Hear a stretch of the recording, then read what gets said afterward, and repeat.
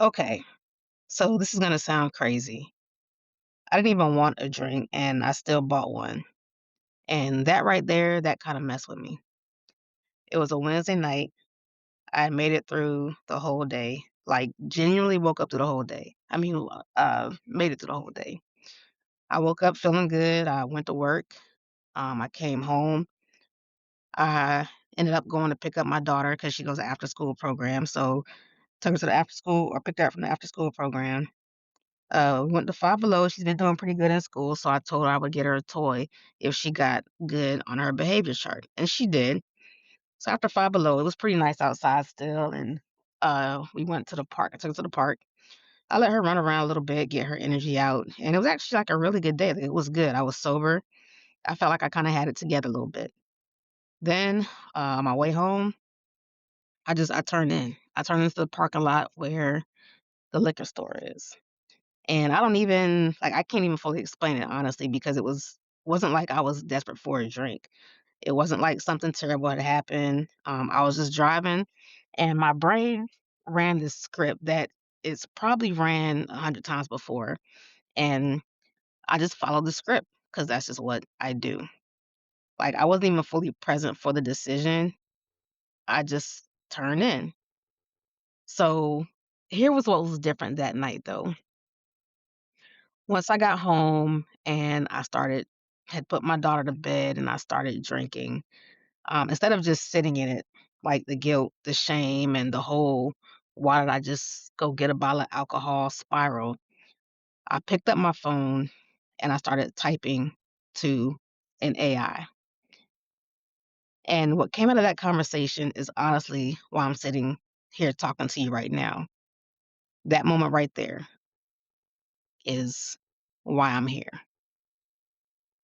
If we haven't met, I'm April Phoenix, and this is Unchain'd Sobriety.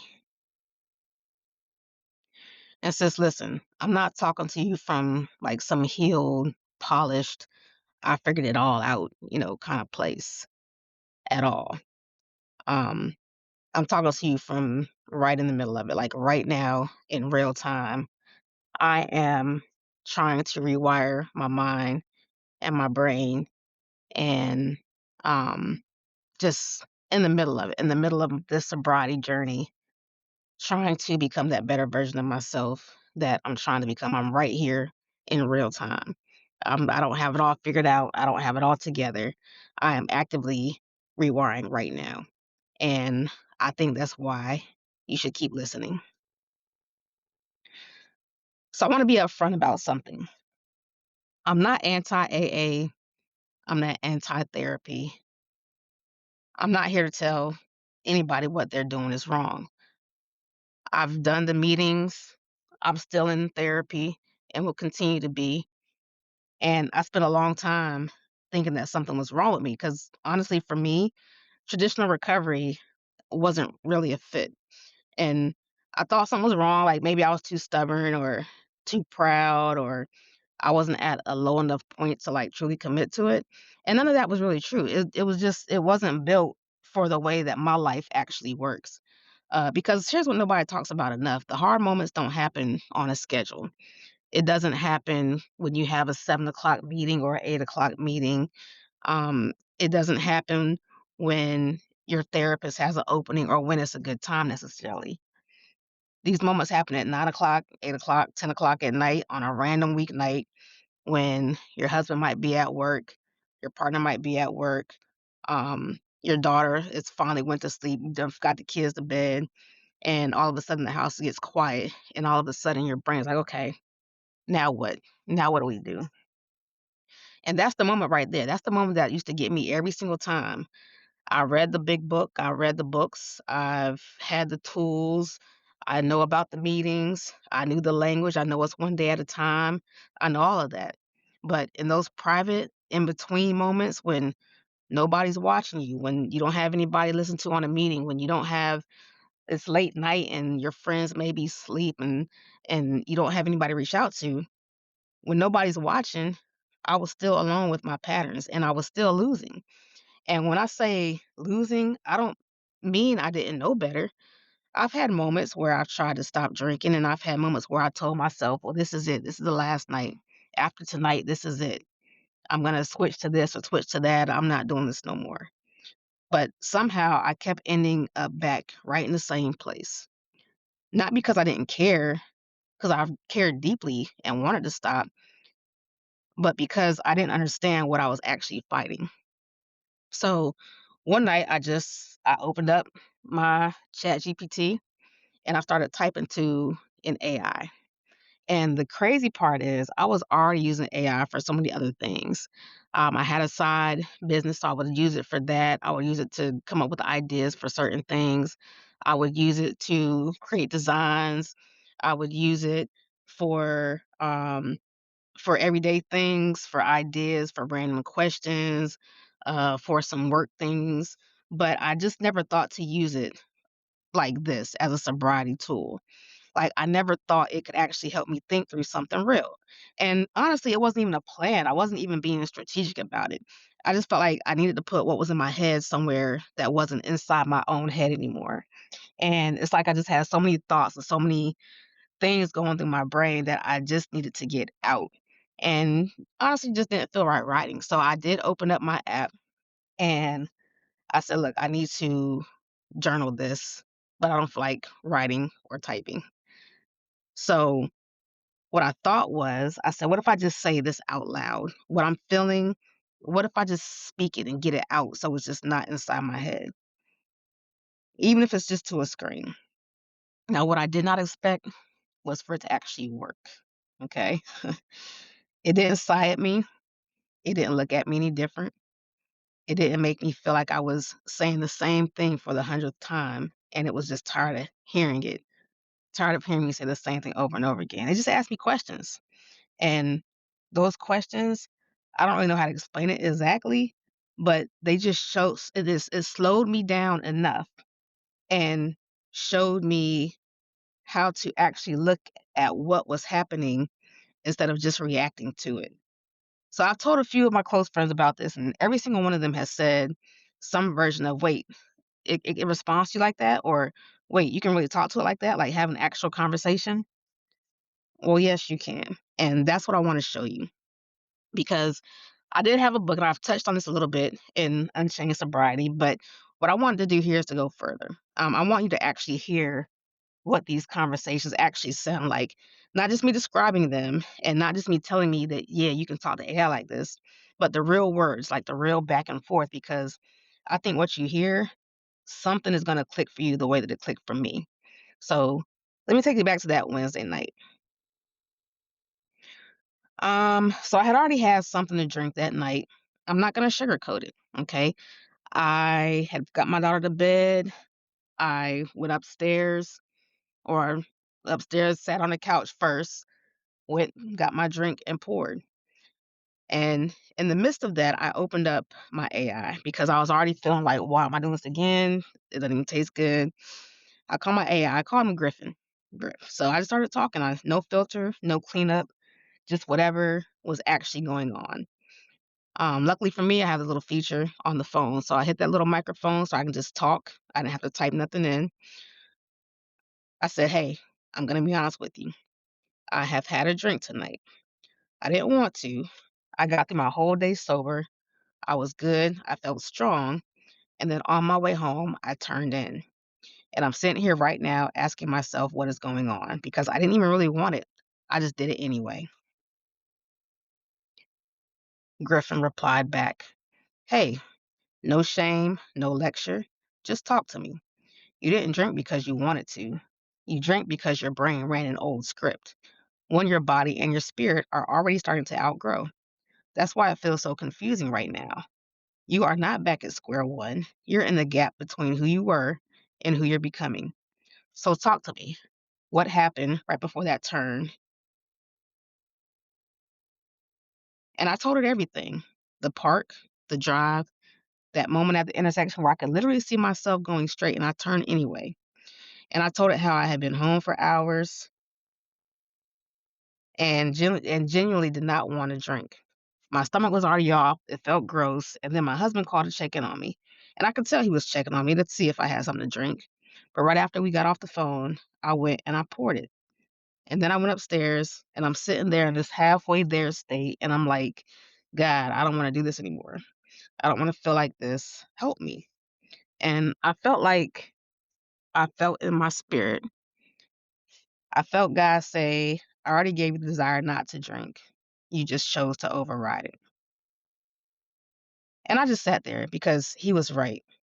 I didn't want it. My body didn't want it. My spirit didn't want it. But the habit had ran the plan anyway. It was a habit. So I typed in, or I didn't type in, I'm sorry. I hit my little microphone and I said, I feel like God is telling me he already gave me the desire not to drink. And I still chose to drink anyway. And I am so disappointed in myself right now. I didn't do this because I wanted it. I did it because somewhere in my brain it was a habit. And I need to figure out a strategy because clearly just wanting to stop isn't enough. So Griffin replied back, that disappointment you're feeling right now, that's not weakness. That's integrity. If you didn't care, you wouldn't feel this. You're not disappointed because you failed. You're disappointed because you know you're capable of more and you watch yourself override it anyway. That's actual maturity. Now, I need to ask you something directly. Is there more alcohol within arm's reach right now? And there was. So I hit my little microphone and I said, yes, there is. The reply back was, go pick it up, walk it to the sink, and pour it out. Not tomorrow, not after this one is gone, but right now. You need to teach your brain something tonight that the turn that you made, you can reverse it. Free will works with both directions. This is you proving that to yourself. And all right, so I have to be real with you on this one. Okay.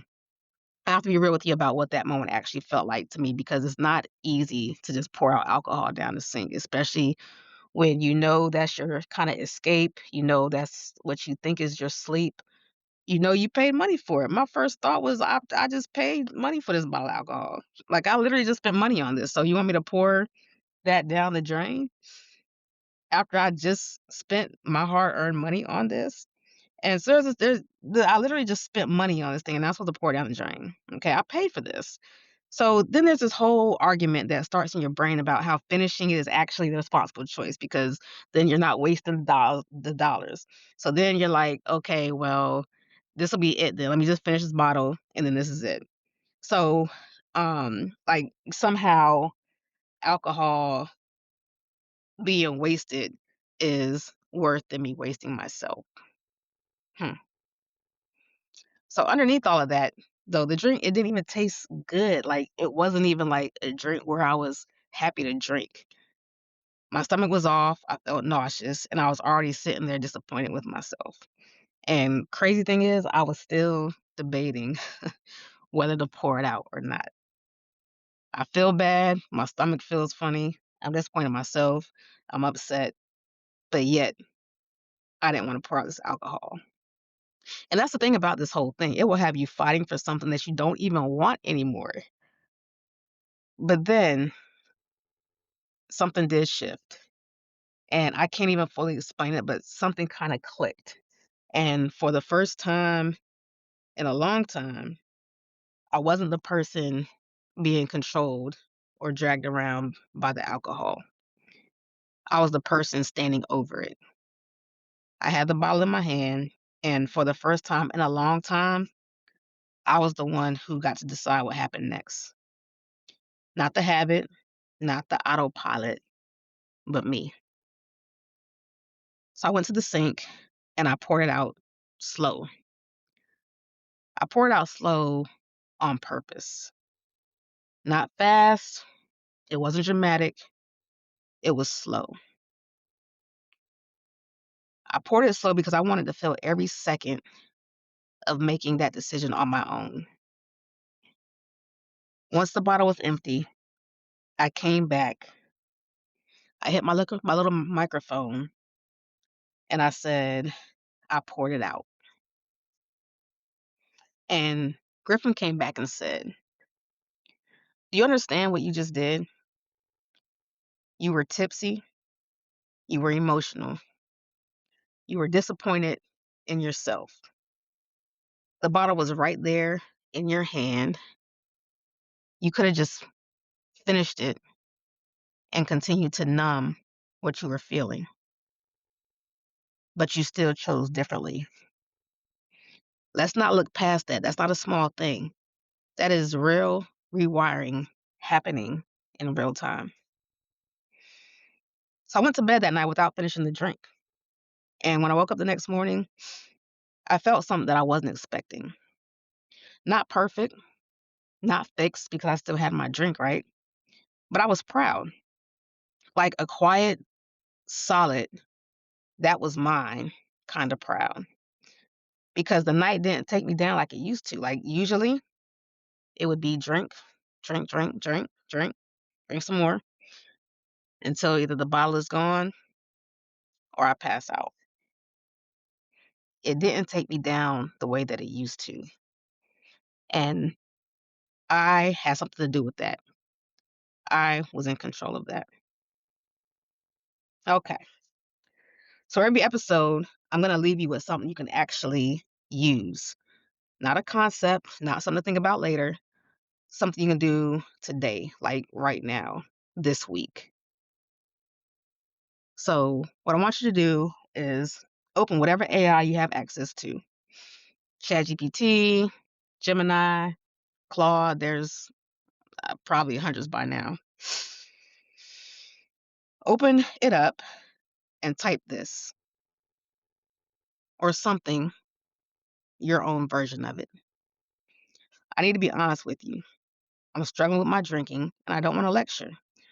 I just need somebody to help me slow down and think through what's actually going on. Can you ask me questions and just be real with me? That's it. That's the prompt. And whatever comes back, answer the questions. Don't clean it up. Don't try to sound better than how you feel. Just be honest. Because what I found out that Wednesday night, it wasn't magic. It wasn't a cure. It was just, it was somewhere where I could tell the truth without bracing for someone else's reaction, without me having to interpret what their facial expressions mean or to interpret their silence. And sometimes that's exactly what you need to get through the next 30 minutes, the next hour.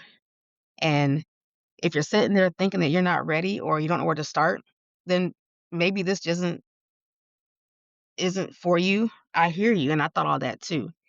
But I also thought that Wednesday night was going to be just another night I woke up from feeling bad about myself, from waking up hungover, from waking up with a headache or sick to my stomach because I had too much to drink the night before.